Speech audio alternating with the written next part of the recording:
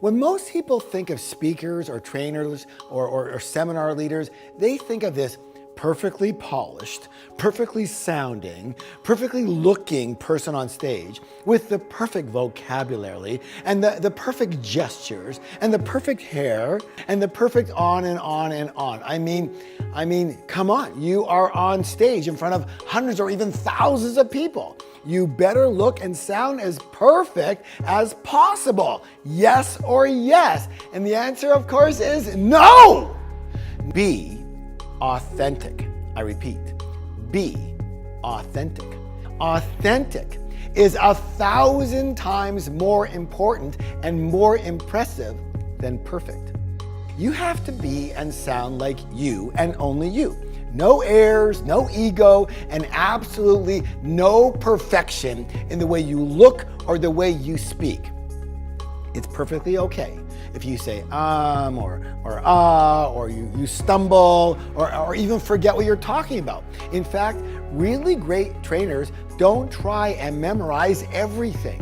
You know, when I train, first of all, I use a music stand with notes right in front of me to guide me and keep me on track and keep me on time. And I hardly memorize anything. And if I'm away from my notes and I get a little off topic and I forget what I was, you know what I do? I ask the audience, hey, what were we talking about? And you know what? They tell me and we laugh and we all work together and it's all good. And no one cares that I'm not perfect. In fact, they welcome it. Why? Because they are not perfect. Just the idea of perfection makes people uncomfortable and not like you. And that's not just on stage, my friends. That is everywhere in life.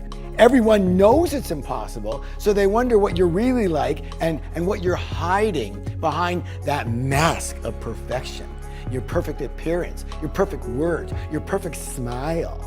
Your supposed perfection reminds people of their own imperfection and brings up their insecurities. It's subconscious, but they feel it, and in the end, they just don't trust you. Does that make sense? The truth is, they don't really care much about you. They care about them. And that's not selfish, that's just human nature. So what if you're not perfect or polished or even good looking? None of that affects their life. What's important is what you are teaching, the knowledge and information you provide, and what result it's going to have for them. It boils down to this. When you are not authentic, your audience, they can smell it. Sure, they'll smile and they'll clap for you at the time, but just as sure, they will never buy your product or come back to learn more from you. On the other hand, when you are authentic, when you are vulnerable, your audience relates to you and they connect with you. It's what gets them to trust you and want to learn more from you and pay for that additional learning. And that ongoing relationship is one of the key ways you create success and wealth in this business.